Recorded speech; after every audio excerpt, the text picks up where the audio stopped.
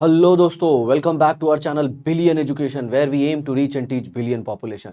तो प्यारे बच्चों, जैसे कि आप सब जानते हैं, जब बिलियन अपना कारवां पे लग ही गया है तो आज भी हम एक चैप्टर को ख़त्म करेंगे। जी हाँ, इस चैप्टर की एक्सरसाइज को हम ख़त्म करेंगे दो पार्ट में। तो जो चैप्टर है हमारा, आप देख सकते हैं स्क्रीन पे, सॉल्यूशन चैप्टर है। तो आज मैं उसके 30 से 35 क्वेश्चन सॉल्व कर दूंगा और बचे हुए दूसरे लेक्चर में कारवा को खत्म कर दूंगा। तो चलिए भैया, शुरू कर दिए हैं कारवा। चलिए देखिए एपिसोड, बढ़ाते हैं आगे। ये देखिए पहला क्वेश्चन आ गया है, चलिए ले लेते हैं इसे। क्या बोला है? Choose the most correct option. सबसे सही ऑप्शन को चूज कर लीजिए बच्चों। सबसे सही ऑप्शन को सिलेक्ट कर लेना है मेरे दोस्त। देखिए क्या है, the vapour pressure of a solution containing 2 moles of a solute and 2 moles of water। और जो प्योर वाटर है उसका वेपर प्रेशर दिया है, कितना दिया है? 24 mm ऑफ Hg। मतलब कहने का क्या मतलब है कि हमें वेपर प्रेशर निकालना है सोल्यूशन का। तो फॉर्मूला क्या लगेगा बच्चों? Pa is equal to P naught A into X A. हम सब जानते हैं कि ये पी नॉट ए क्या है, ये प्योर पानी है मेरे दोस्त। आ रहा है समझ में? चलिए सम सॉल्व करते हैं। जैसे ही आंसर राइट आएगा तो ठोको ताली, समझ में आ रहा है। पी नॉट मतलब कितना? 24, उसी ने दे दिया है। अब यहाँ पे एक्स ए क्या है? एक्स ए मोल फ्रैक्शन है, किसका? लिक्विड का। तो आप यहाँ पे देख रहे हैं प्योर वाटर के कितने मोल है, मतलब जो सोल्यूशन है उसमें पानी का कितना मोल है? 2। और नीचे टोटल कितने हो गए? 2+2। सर ये 2 किसका है? पानी का। और ये 2 किसका है? जी हाँ, ये है सॉल्यूट का। तो मेरे भाई 24 इंटू 2/4, आप सब जानते हैं ये कितना हो गया? 1/2। और ये कितना आ जाएगा? जी हाँ, 12 आ गया। तो इस तरह से आ गया ये। कितना आसान है, आई होप आपको समझा होगा। चलिए एपिसोड को बढ़ाते हैं आगे और हम बढ़ते हैं अब अपने नेक्स्ट क्वेश्चन। ये क्या है? The colligative property of a solution is. जग जानता है जो कोलिगेटिव प्रॉपर्टी होती है वो क्या होती है। जी हाँ, ऐसी प्रॉपर्टी जो नंबर ऑफ सोल्यूट पार्टिकल पे डिपेंड करती है। Number of solute particle. आई बात समझ में? कुछ कुछ किताबों में ऐसा भी लिखा होता है relative number of solute particle. तो कौन कौन सी कोलिगेटिव प्रॉपर्टी है आप देख सकते हैं वहां पे? Vapour pressure? जी नहीं, lowering in vapour pressure colligative property है, तो ये आपका आंसर नहीं होगा। Boiling point? जी नहीं, elevation in boiling point colligative property होता है। समझ रहे हो? बिलियन आपको एकदम ढासू एक्सप्लेनेशन देगा बच्चों। समझ में आया? तो यहाँ पे तो टाली ठोक नहीं सकते, तो क्या ठोक सकते हो? कीबोर्ड ठोक दो, लाइक का बटन फोड़ दो। समझ में आया? अब यहाँ पे देखिए ऑस्मोटिक प्रेशर। जी हाँ, ये सही आंसर है। सर फ्रीजिंग पॉइंट में क्या प्रॉब्लम है सर? सर ये बता दो ना, क्योंकि यहाँ पे ये जो डिप्रेशन शब्द है ना मेरे बच्चों, ये नहीं है। अगर डिप्रेशन होता ना तो हमारा काम हो जाता। तो आपको आपका आंसर मिल गया। चलिए देखिए आगे क्या पूछा है। इन calculating osmotic pressure the concentration of solute is express in. जब हम ऑस्मोटिक प्रेशर को कैलकुलेट करते हैं तो सोल्यूट का कॉन्सेंट्रेशन कैसे मेंशन करते हैं? तो मेरे प्यारे बच्चों, आप सब जानते हो कि ऑस्मोटिक प्रेशर कैलकुलेट करते वक्त जो फॉर्मूला यूज किया जाता है, वो लोग क्या यूज करते हो? जी हाँ सर, हम लोग तो यूज करते हैं pi is equal to CRT, जिसे हम ये भी कहते हैं pi is equal to MRT। आया सबको समझ में? सर ये M क्या है? ये M है मोलैरिटी। तो इसमें कहाँ है मोलैरिटी? पहला। आ गया सबको समझ में? आया ना? तो यही आपका आंसर भी है। आगे बढ़ते हैं। इन calculating osmotic pressure the concentration of solute is express in. Osmotic pressure को कैलकुलेट करते वक्त कॉन्सेंट्रेशन को कैसे रिप्रेजेंट करते हैं? ये बाबा इधर देखो, देखो इधर, ये क्या लिखा है बाबा? यस, कॉन्सेंट्रेशन लिखा है, ये molarity, number of moles of solute upon volume of solution. समझ में आया? The pressure difference required to block the flow of solvent across a semi-permeable membrane from a low concentration solution to high concentration solution is referred to as osmotic pressure। समझ में आ रहा है? देखिए ये सब पूरा तामझाम बताया गया है कि ऑस्मोटिक प्रेशर क्या होता है, ऑस्मोसिस क्या होता है। क्वेश्चन सिंपल सा है कि जब ऑस्मोटिक प्रेशर का कैलकुलेशन करते हैं तो कॉन्सेंट्रेशन क्या लेते हैं, तो कॉन्सेंट्रेशन हम लोग लेते हैं मोलारिटी, सिंपल सा आंसर है। ठीक है, आगे देखिए, एबिलियोस्कोपिक कांस्टेंट। मेरे बच्चों यहाँ पे क्या है, एबिलियोस्कोपिक कांस्टेंट। जिन्हें नहीं पता मैं उन्हें बता दूं कि एलिवेशन इन बॉइलिंग पॉइंट की जो पढ़ाई होती है, मतलब किसी लिक्विड में अगर कोई सोल्यूट ऐड कर दो और उसका बॉइलिंग पॉइंट बढ़ जाता है तो उस पढ़ाई को हम एबिलियोस्कोपी कहते हैं, और उस कांस्टेंट को हम कहते हैं एबिलियोस्कोपिक कांस्टेंट, जो कि क्या है मेरे बच्चों, केबी है। आई होप आपको समझ में आ गया होगा। तो the ebullioscopic constant is the boiling point elevation when concentration of solution is, तो सबको पता है delta T B is equal to K B into M. समझ में आ रहा है? तो ebullioscopic constant is the boiling point elevation, मतलब ये कहना क्या चाहते हैं, ये कहना चाहते हैं कि अगर ये दोनों को बराबर करना है तो मोलालिटी क्या होना चाहिए मेरे भाई, मोलालिटी एक मोलल होना चाहिए। देखो ना यहाँ पे डेल्टा टीबी के बी के बराबर हो जाएगा अगर मोलालिटी कितना होगा, 1 मोलल। देखो ना जो लिखा है यहाँ पे, आगे देखो, बोल दो ना जरा बोर्ड पे जो है लिखा, क्रायोस्कोपिक कांस्टेंट डिपेंड्स ऑन, अरे भैया ये क्रायोस्कोपिक क्या आ गया, क्या ये क्राय करता है क्या? अरे ऐसा कुछ नहीं है। डिप्रेशन इन फ्रीजिंग पॉइंट की जब हम पढ़ाई करते हैं तो जो कांस्टेंट आता है के एफ, इसी को हम कहते हैं क्रायोस्कोपिक कांस्टेंट। क्योंकि पानी में जब हम कुछ ऐड कर देते हैं मेरे दोस्त तो पानी का जो फ्रीजिंग पॉइंट है वो कम हो जाता है, उसी को कहते हैं पानी डिप्रेस हो जाता है, पानी के फ्रीजिंग पॉइंट में डिप्रेशन आ जाता है। आया समझ में? चलिए सर कंसेप्ट भी बताते रहिए। क्रायोस्कोपिक कांस्टेंट डिपेंड्स ऑन, सिर्फ और सिर्फ किस पे, सॉल्वेंट पे डिपेंड करता है। तो देखिए नेचर ऑफ सॉल्वेंट, ये भी अच्छी बात है। नेचर ऑफ सॉल्यूट इसके ऊपर तो बिल्कुल नहीं, नेचर ऑफ सॉल्यूशन इसके ऊपर बिल्कुल नहीं। अब देखिए यहाँ पे 2 आंसर हैं, बच्चे इसी में फंसते हैं। समझ में आ रहा है? तो nature of solvent and number of solid molecule. जी हाँ, ज्यादा सटीक आंसर कौन सा है, डी। क्योंकि एक फॉर्मूला आता है, अब हमारे JEE नीट के या फिर CET के लेक्चर में देखेंगे कि जो एलिवेशन इन बॉइलिंग पॉइंट का कांस्टेंट है और डिप्रेशन इन फ्रीजिंग पॉइंट या फिर क्रायोस्कोपिक कांस्टेंट है, वो किस चीज पे डिपेंड करता है, वो उसके फॉर्मूले से पता चलता है। बट यहाँ पे तो फिलहाल आप इस आंसर के साथ जा सकते हैं। चलिए नेक्स्ट क्वेश्चन है, आइडेंटिफाई द करेक्ट स्टेटमेंट। सही स्टेटमेंट को पहचानना है मेरे दोस्त। Vapour pressure of solution is higher than that of solvent. समझ में आया? तो ये देखो कैसी गलत बात है, क्या बोल रहे हैं कि वेपर प्रेशर जो सॉल्यूशन का होता है वो सॉल्वेंट से ज्यादा होता है। चलिए चित्र के माध्यम से समझाता हूँ। यहाँ पे देखिए, ये आपका सॉल्वेंट है, इसके अंदर आपने डाल दिया सॉल्यूट, ठीक है, और ये आपका सॉल्यूशन बन गया। ठीक है, अब इसमें क्या था मेरे दोस्त, जी हाँ, इसमें पहले था पानी। मतलब आप यहाँ पे देखो तो ये सारे मॉलिक्यूल किसके थे, पानी के। आया समझ में? अब यहाँ पे भी पानी है दोस्त, बट यहाँ पे थोड़ा बहुत सॉल्यूट भी आ गया है।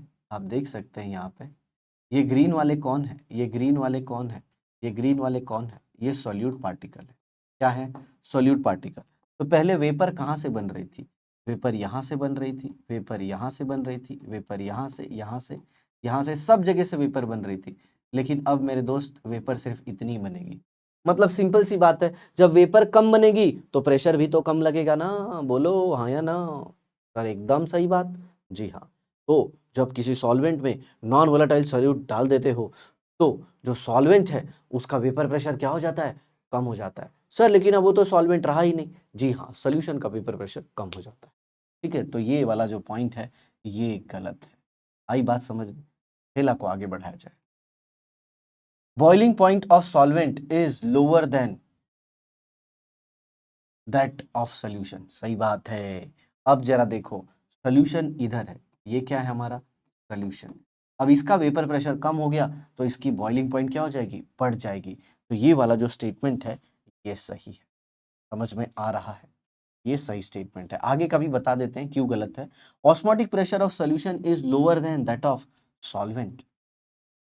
ऑस्मोटिक प्रेशर ऑफ सोल्यूशन जो है वो ज्यादा होता है मेरे भाई, क्योंकि आप जानते हैं osmotic pressure is directly proportional to what, concentration. तो जब कॉन्सेंट्रेशन ज्यादा होगा मेरे दोस्त, तो ऑस्मोटिक प्रेशर भी ज्यादा होगा ना, और वो किस में होगा, सोल्यूशन में।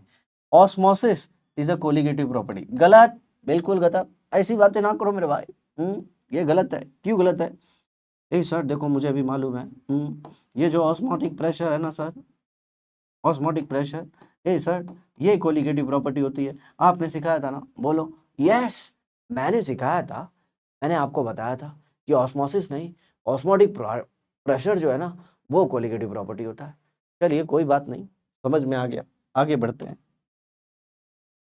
अ living cell contains a solution which is isotonic with 0.3 molar sugar solution. मतलब कोई लिविंग सेल है और इसके अंदर कोई सॉल्यूशन है। आई बात समझ में? और ये किसके साथ आइसोटोनिक है? 0.3 molar sugar solution. What osmotic pressure developed when cell is placed in 0.1 molar KCl solution at a body temperature. देखिए मस्त वाला कैलकुलेशन यहाँ पे बिलियन आपको दे रहा है कि जो ऑस्मोटिक प्रेशर डेवलप है वो क्या होगा, CRT माइनस CRT, पहला CRT माइनस दूसरा CRT, ये CRT1 माइनस CRT2। अब इसमें I1 जो वेंट ऑफ फैक्टर है उससे मल्टीप्लाई किया गया है और यहाँ पे वेंट ऑफ फैक्टर 2 से मल्टीप्लाई किया गया है। ऐसा क्यों? क्योंकि जो फॉर्मूला है उसमें हमें वेंट ऑफ फैक्टर लेना होता है, क्योंकि अगर इलेक्ट्रोलाइट आ जाए तो काम गड़बड़ हो सकता है। लेकिन आप यहाँ पे देख सकते हैं isotonic with what, sugar solution, तो शुगर तो नॉन इलेक्ट्रोलाइट है, समझ में आ रहा है। लेकिन ये जो है ये इलेक्ट्रोलाइट है और आपको पता है KCl किस में टूट जाएगा, जी हाँ K plus plus Cl minus. भाई बात समझ में? और यहाँ पे N का नंबर कितना हो जाएगा बच्चों, 2। और ये स्ट्रॉन्ग इलेक्ट्रोलाइट है तो यहाँ पे I का वैल्यू भी कितना ले सकते हो, 2। इसीलिए देखो यहाँ पे I का वैल्यू 1 लिया गया है। क्यों 1 लिया गया है? क्योंकि ये जो शुगर है ये नॉन इलेक्ट्रोलाइट है। मैं लिख देता हूँ यहाँ पे ताकि हमारे प्यारे बच्चों को कोई तकलीफ ना हो। तो ये क्या है, ये नॉन इलेक्ट्रोलाइट है। आया समझ में? और ये देखिए कॉन्सेंट्रेशन तो आपको दिया गया है 0.3 मोलर। सर वो कहाँ पे है? आप देख सकते हैं यहाँ पे 0.3 मोलर है। ठीक है बच्चों, अब यहाँ पे देखिए ये 0.3 और यहाँ पे क्या है 2 इंटू 0.1 मोल पर DM³ और इन दोनों में जो RT है उसे कॉमन ले लिया गया था। तो R की वैल्यू ये हो गई और टेम्परेचर की वैल्यू तो आप देख ही रहे, दिस इज व्हाट टेम्परेचर। पूरा सॉल्व करेंगे आपको आंसर आ गया 2.54 एटमॉस्फेयर। इजी टीजी, टणा बोलो हाँ या ना जल्दी।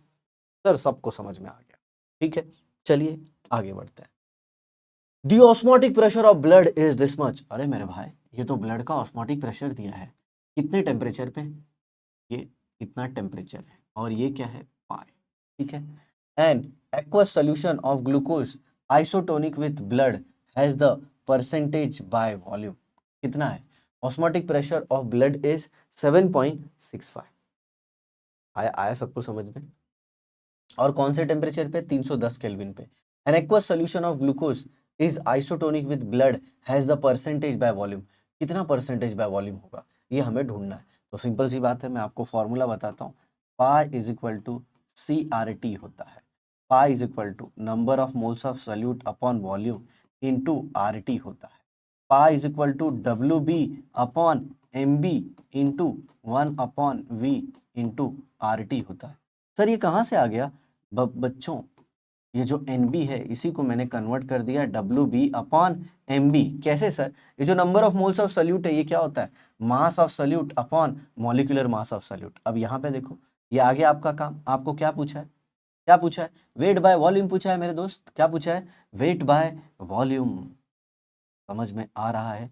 तो आप क्या करो, अपना जुगाड़ उसी तरह से कर लो। ये देखो पाई से मल्टीप्लाई कर दो किसको, MB को, ठीक है। और नीचे क्या ले लो, RT। तो ये राइट साइड में आपको क्या मिल जाएगा, WB अपॉन V। देखिए ये देखिए हो गया ना, यही क्या है, वेट बाय वॉल्यूम। सिंपल सी बात है। और वॉल्यूम जनरली हम किस में लेते हैं, लीटर में। तो कोई बात नहीं, हम ml में ले लेंगे। आ रहा है सबको समझ में? यहाँ पे वॉल्यूम किस में है, लीटर में, जुगाड़ हो जाएगा। देखो यहाँ पे the osmotic pressure of blood is 7.65 at 310 Kelvin. An aqueous solution of glucose isotonic with blood has percentage by volume 5.41। अब इसका कैलकुलेशन बताते हैं आपको। ये देखिए मैंने यहाँ तक फॉर्मूला छोड़ा था आपको अभी थोड़ी देर पहले, pi into M2 upon RT। तो ये पाई कितना है, पाई कितना है मेरे बच्चों, जी हाँ 7.65। और ये 180 कहाँ से आया, ये 180 जो है ये ग्लूकोज का मॉलिक्यूलर मास है, ग्लूकोज का क्या है, मॉलिक्यूलर मास। ये कैसे आएगा, जी हाँ C6H12O6 बता देते हैं, नहीं तो कुछ बच्चे बोलेंगे सर 180 कैसे आया सर, मला कळत नाही हो सर, जरा डिटेलमध्ये सांगा ना. अरे टेन्शन घ्यायचं ना रे बाबा, कार्बनचं किती आहे 12 × 6 करायचं, ऑक्सिजनचं 16 × 6 करायचं, हायड्रोजनचं किती आहे 12 × 1 करायचं, हे किती आहे 96 आणि हे किती आहे 12. बघा इथे हे 10 झालं, एक इथे द्यायचं, हे 8 होणार, 8 आणि 9 किती 17, 17 आणि 1 18, हे बघा झालं.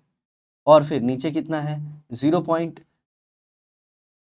अब देखिए यहाँ पे R की वैल्यू थोड़ा सा लफड़े वाली है, मैं राइट लिख देता हूँ, यहाँ पे R की वैल्यू है 0.082, ठीक है, ये ले लो और इसे मल्टीप्लाई कर दो 310 केल्विन से, आ गया बच्चों सही है, और ये फाइनली आपको एक वैल्यू मिल जाएगी। ठीक है मेरे प्यारे बच्चों, अब जरा देखो यहाँ पे थोड़ा सा लफड़ा है, मैं आपको इसको मस्त में कैलकुलेट करके बताता हूँ, नहीं तो कैलकुलेशन में आपको तकलीफ आ जाएगी, फिर बोलोगे ए सर ये बिलियन वालों ने कैसा सिखाया, मुझे नहीं समझा, बिल्कुल टेंशन ना लो, मैं सब करके बताता हूँ स्टेप बाय स्टेप। देखो कैसे, यहाँ पे देखिए 7.65 इंटू 180 कर दिया आपने, इज दैट क्लियर, सिंपल। अब यहाँ पे देखिए 0.082 इंटू 310 से आ गया।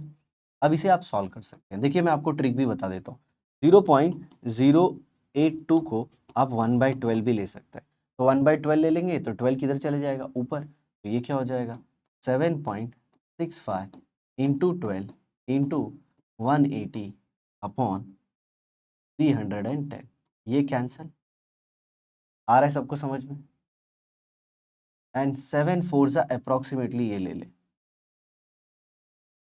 तो ये हो जाएगा 7 4 जा 4 3 जा 12, आया आपको समझ में, राइट, एंड 18 3 जा कितना आ जाता है 54, आ रहा है सबको समझ में, अप्रॉक्सीमेटली 54 आंसर आ गया आपका, ये क्या है ग्राम पर लीटर। अब मैं इसको किस में कन्वर्ट कर देता हूँ ml में, तो ये क्या हो जाएगा, ये क्या हो जाएगा 54 इंटू 10⁻3,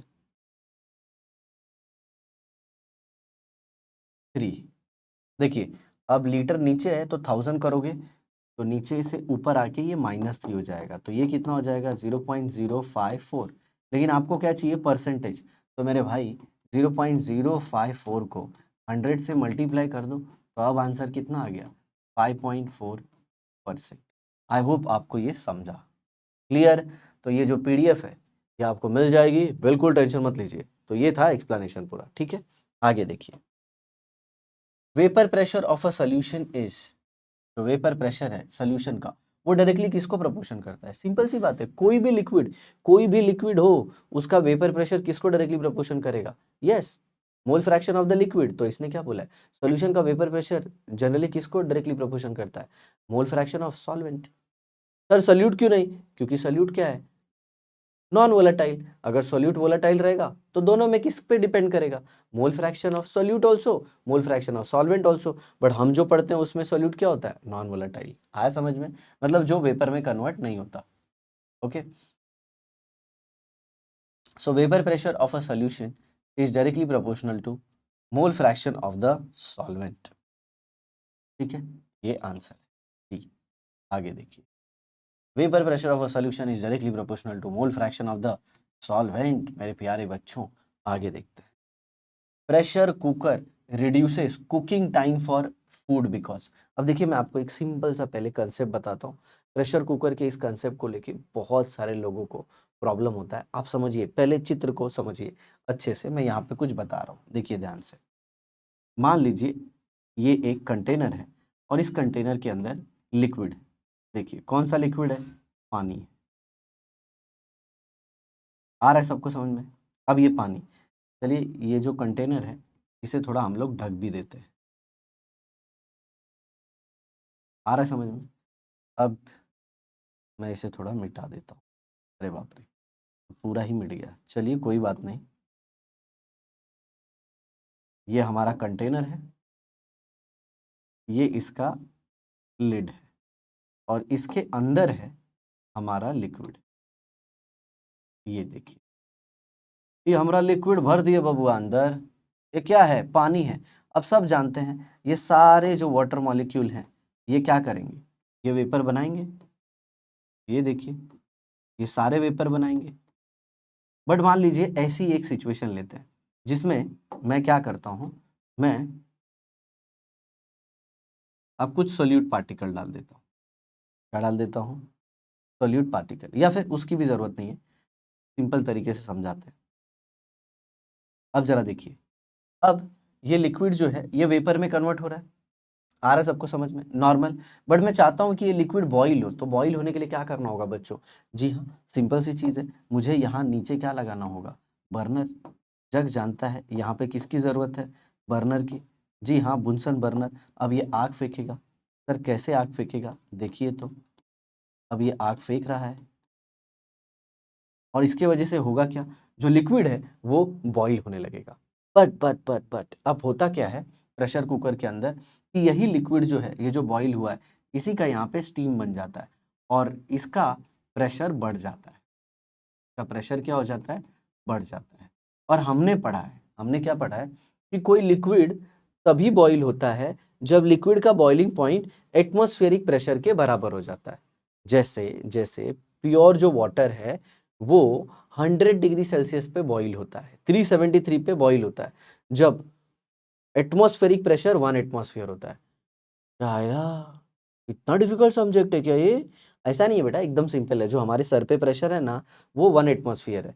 समझ में आ रहा है? तेरे भी सर पे, घर पे 1 एटमॉस्फेरिक प्रेशर ही है। सबके सर के ऊपर हमारे कितना प्रेशर है? 1 एटमॉस्फेयर। ऑब्वियसली फैन विन नहीं चल रहा है तो बराबर। अभी इस टेम्परेचर पे और प्रेशर पे, आ रहा है समझ में? ये जो प्रेशर है 1 एटमॉस्फेयर, अगर इस पे आप लिक्विड को बॉईल कराना चाहते हो तो जो टेम्परेचर होगा वो कितना होगा? 100 डिग्री सेल्सियस। बट अगर ऊपर से प्रेशर बढ़ा दिया, ऊपर से प्रेशर बढ़ा दिया, एटमॉस्फेरिक प्रेशर बढ़ा दिया, तो लिक्विड का बॉइलिंग पॉइंट भी क्या हो जाएगा? बढ़ जाएगा। मतलब जो पानी पहले 100 डिग्री सेल्सियस पे बॉईल होता था, अब वो और ज़्यादा पे बॉईल होगा।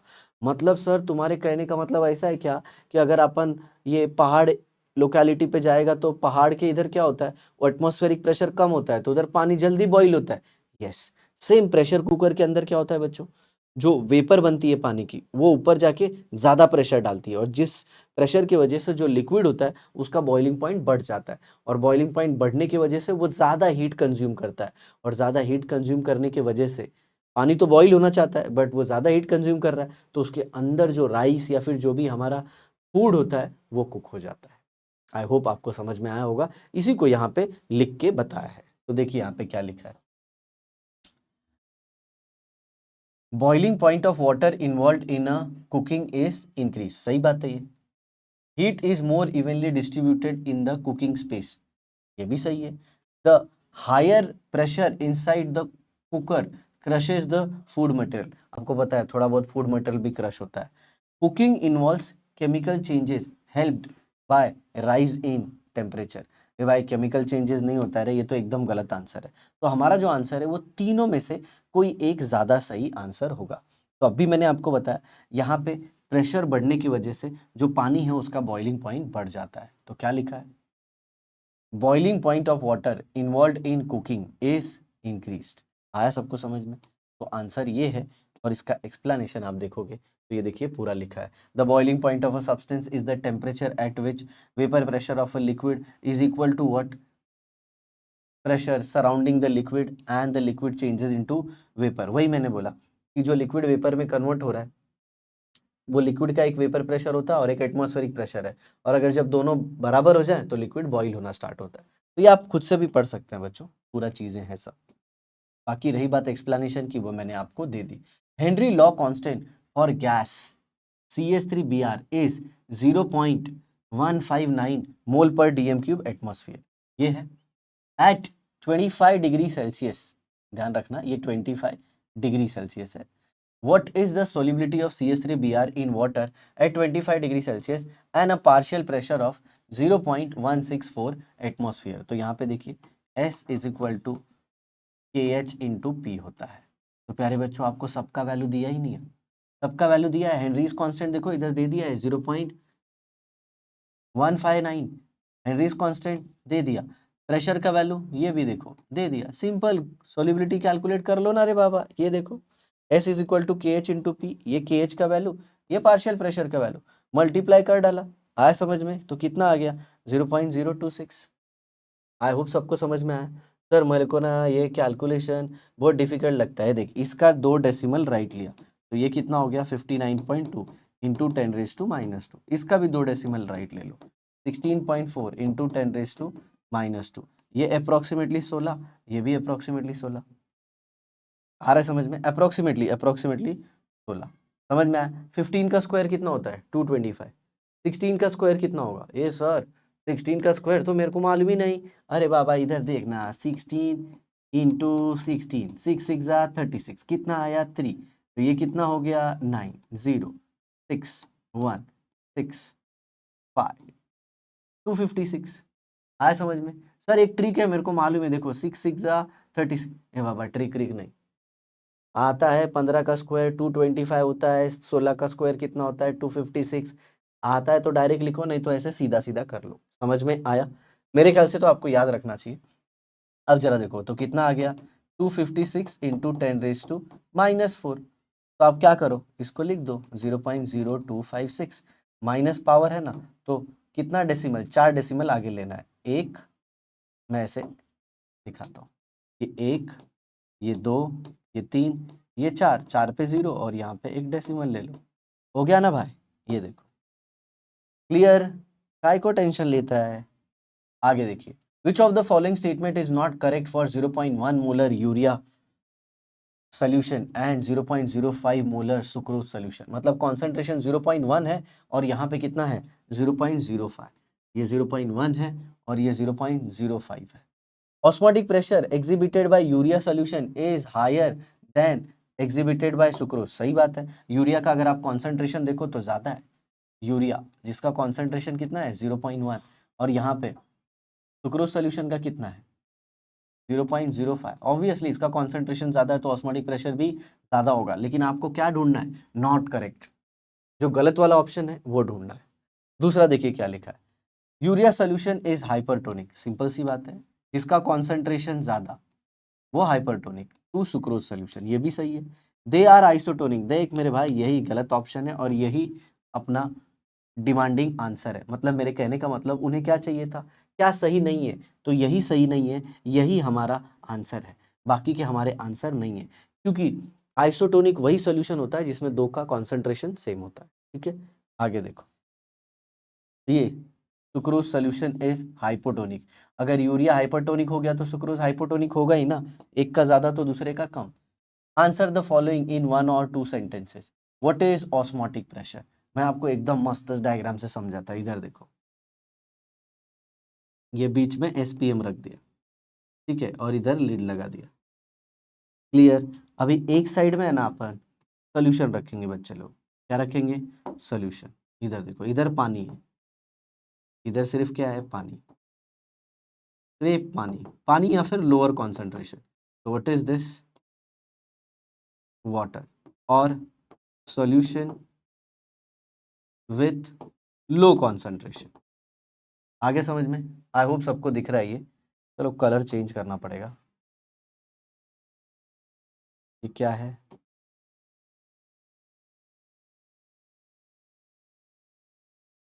ये वाटर है या फिर सॉल्यूशन विथ लो कॉन्सेंट्रेशन। और राइट साइड में क्या लिखेंगे? राइट साइड में, राइट साइड में हम मान लेंगे ये सॉल्यूशन है हाई कॉन्सेंट्रेशन। सर इसमें पानी तो दिखाओ। चलो भाई पानी भी दिखा देते हैं, आपकी इच्छा पूरी।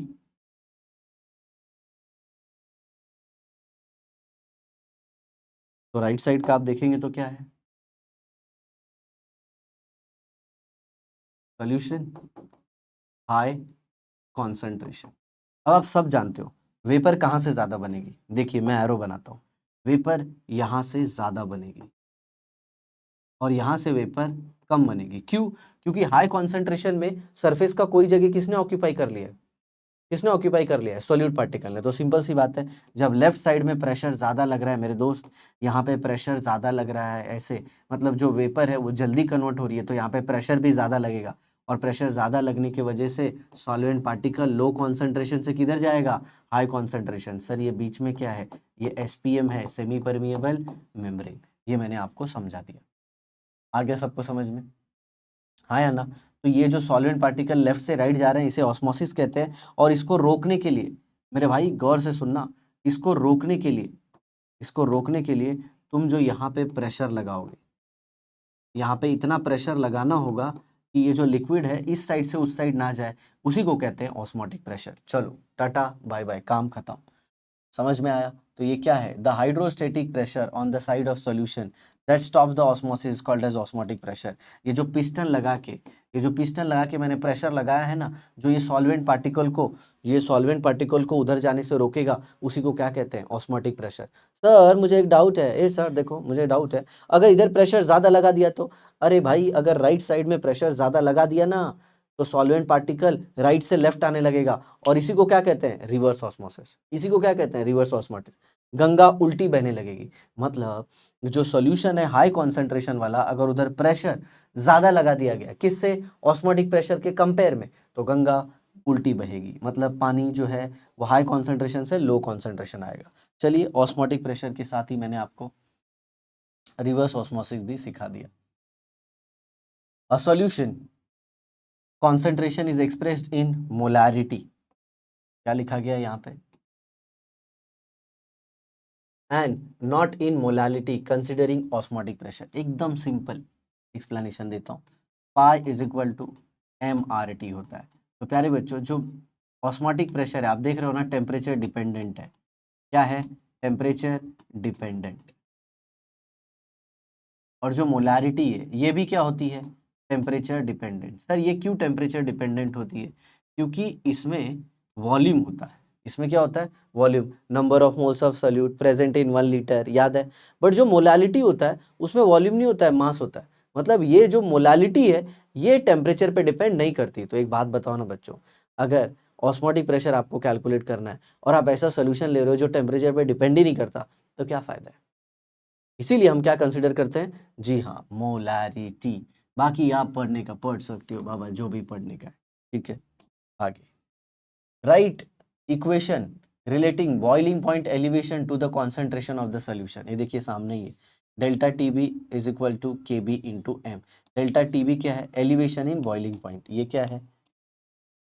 एलिवेशन इन बॉइलिंग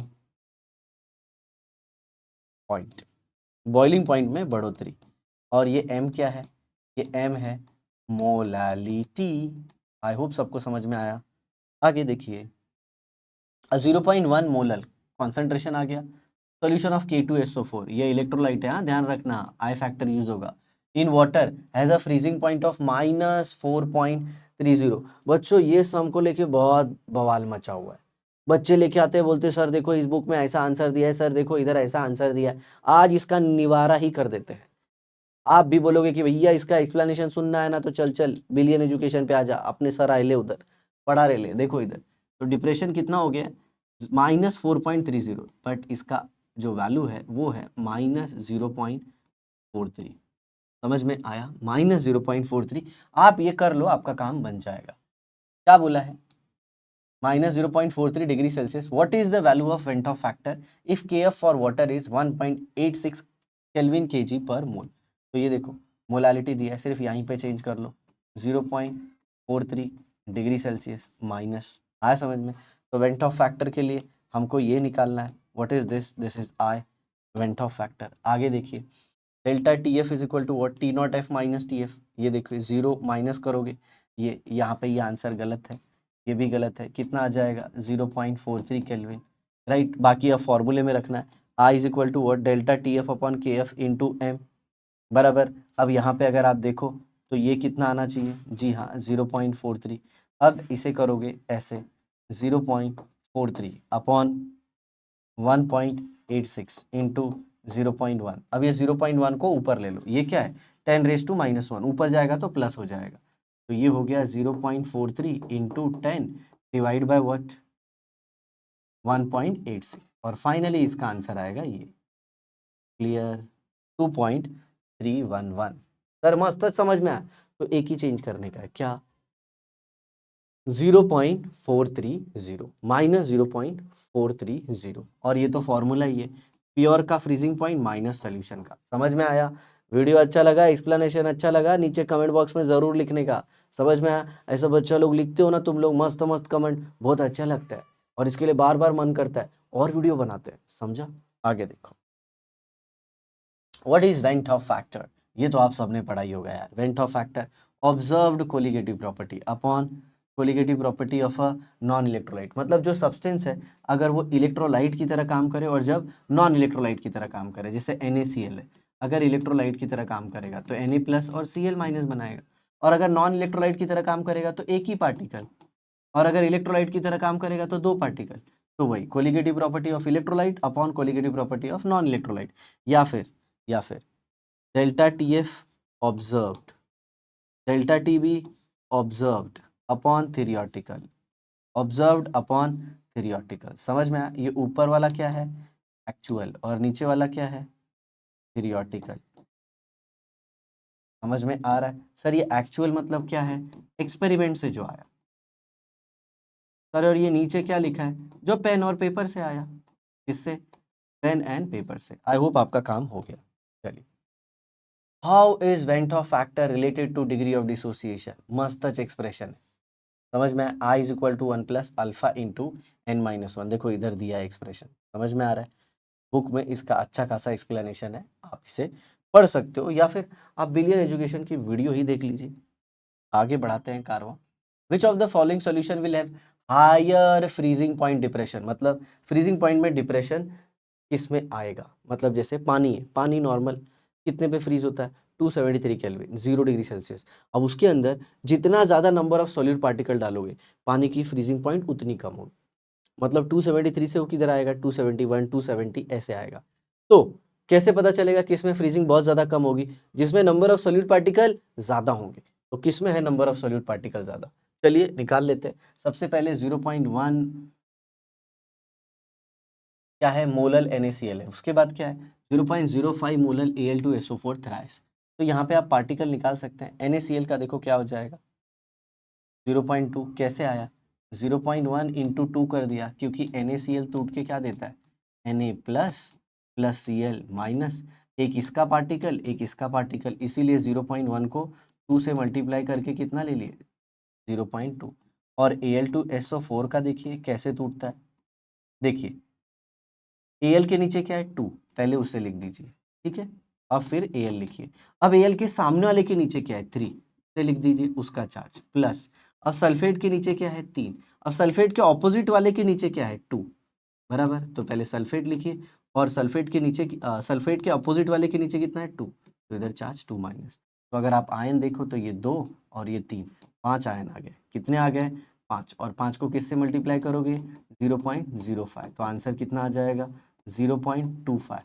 तो देखो यहाँ पे है 0.2 और यहाँ पे 0.25। किसके पार्टिकल ज्यादा है? ऑब्वियसली 0.25 ज्यादा है, ठीक है। ये देखिए Al2SO4 thrice contain more number of particles than NaCl. Hence Al2SO4 thrice solution has maximum depression in freezing point. ये आयन कैसे बनाते हैं समझ में आया?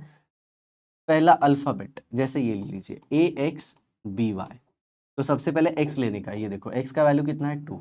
फिर उसके बाद A, ये देखो Al, यहाँ पे Al A है, और उसके ऊपर चार्ज किसका लिखने का? सामने वाले का, दैट इज Y। इधर सामने वाला कौन है? 3, तो 3 प्लस। अब देखो सल्फेट कितना है? 3, नीचे है ना, नीचे उसको पहले लिखा, फिर किसको लिखो? Sulphate.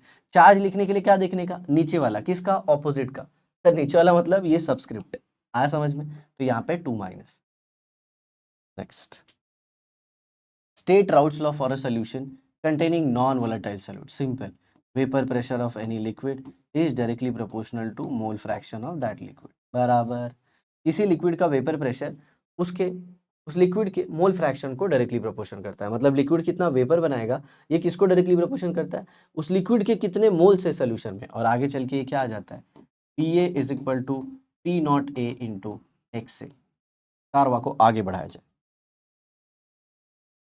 What is the effect on boiling point of water if 1 mole of methyl alcohol is added to 1 dm cube of water? देखिए, अब पानी में जब आप नमक मिला रहे थे तो नमक के पार्टिकल सरफेस पे जा रहे थे और वो वेपर नहीं बनाते, तो जो सॉल्यूशन है उसका वेपर प्रेशर कम हो जाता है। बट अब यहाँ पे आपने क्या किया बच्चों, अब पानी के अंदर मिथाइल अल्कोहल मिला दिया, तो पानी भी वेपर बनाएगा, मिथाइल अल्कोहल भी वेपर बनाएगा, और मिथाइल अल्कोहल मेरे दोस्त ज़्यादा फास्ट वेपर बनाएगा। मतलब ओवरऑल ओवरऑल जो सोल्यूशन है उसका वेपर प्रेशर बढ़ जाएगा, उसका वेपर प्रेशर बढ़ जाएगा। बट देखिए यहाँ पे क्या बोला है, what effect on the boiling point of water. आ रहा है समझ में। तो जब वेपर प्रेशर जो है लिक्विड का जो वेपर है का प्रेशर बढ़ गया है तो बॉइलिंग पॉइंट क्या हो जाएगी, कम। क्योंकि हम सब जानते हैं बॉइलिंग तभी होती है जब वेपर प्रेशर किसके बराबर होता है, एटमॉस्फेरिक प्रेशर के। तो जो मिथाइल अल्कोहल है वो पानी में मिलके पानी और मिथाइल अल्कोहल का वेपर प्रेशर बढ़ जा रहा है, तो अब बॉइलिंग पॉइंट क्या हो जाएगी, कम। सिंपल। आया समझ में। आगे देखिए,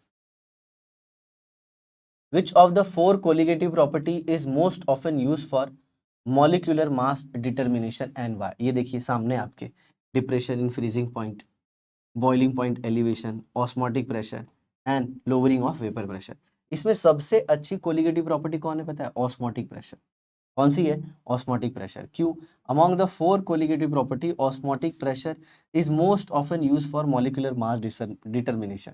osmotic pressure is much larger and therefore more precisely measurable property than other colligative property।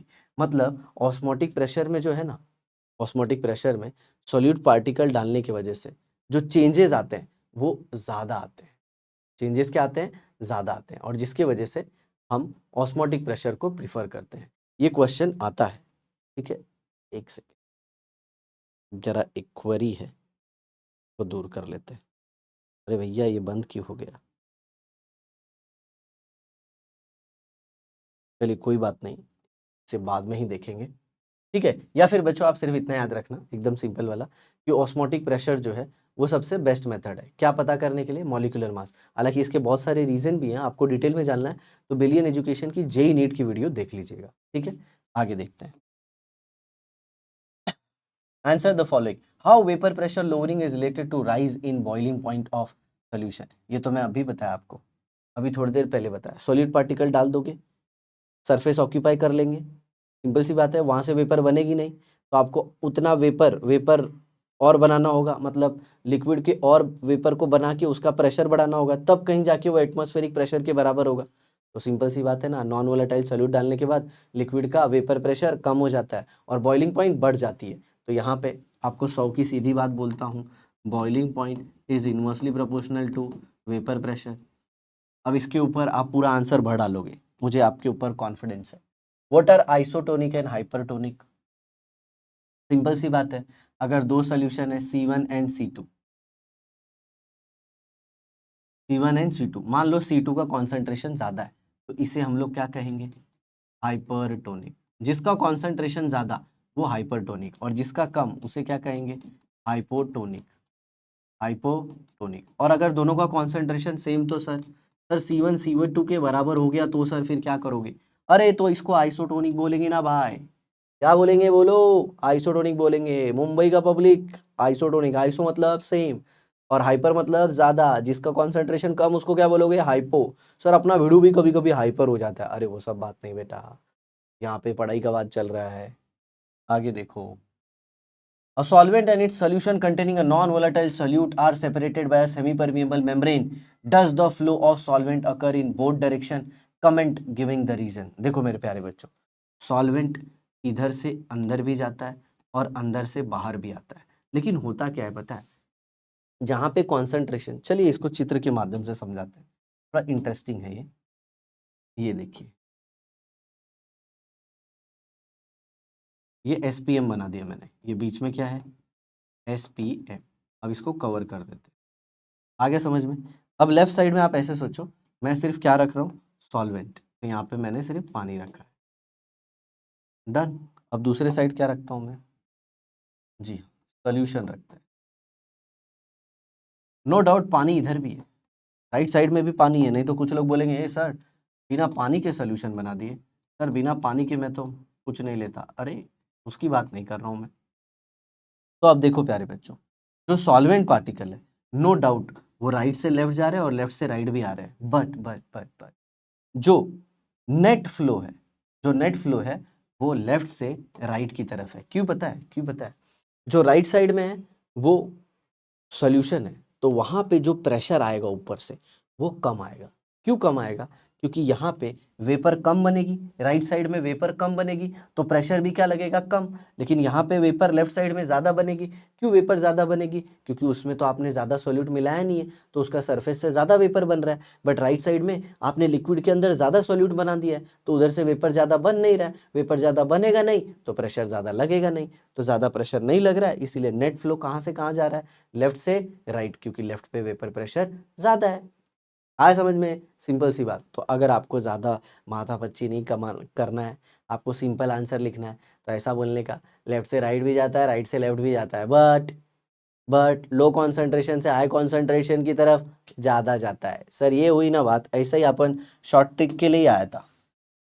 The osmotic pressure of CaCl2 and urea solution of the same concentration at same temperature are respectively 0.605 and 0.245 atm. Calculate the Venthoff factor for CaCl2. Simple सी बात है बच्चों, दोनों के लिए formula लिख दो। हमको पता है वेंटॉफ फैक्टर क्या होता है, pi is equal to I M R T. ठीक है, ये किसके लिए है? यूरिया के लिए। यूरिया के लिए आई का वैल्यू कितना हो जाएगा? 1। सर यूरिया के लिए आई का वैल्यू 1 क्यों हो गया? क्योंकि यूरिया नॉन इलेक्ट्रोलाइट है। समझे? आगे देखो, अब यहाँ पे देखो calculation for what CaCl2, but CaCl2 के लिए आई का वैल्यू लेना पड़ेगा क्योंकि CaCl2 इलेक्ट्रोलाइट है और वो टूटता है कैसे? CaCl2 will dissociate to give Ca+2 + 2Cl minus. आया समझ में? नो डाउट ये सब कुछ पानी में होगा, तो ये देखिए उसके फॉर्मूले में आई इधर है। डन। ये उसका ऑस्मोटिक प्रेशर का वैल्यू है और ये pi is equal to IMRT। अभी दोनों इक्वेशन का रेशियो ले लेंगे। सर ये इक्वेशन कहाँ से आया? देखो ये पहले आया था, ये जो इक्वेशन है ये पहले आया था, आपको दिखा देता हूँ।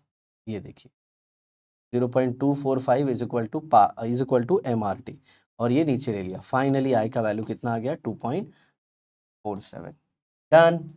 ठीक है प्यारे बच्चों, तो हमारा जो एपिसोड है आज का वो यहीं पे ख़त्म करते हैं और बचा हुआ पार्ट अपने नेक्स्ट एपिसोड में लेके आएंगे। तो सर हम लोग क्या करें?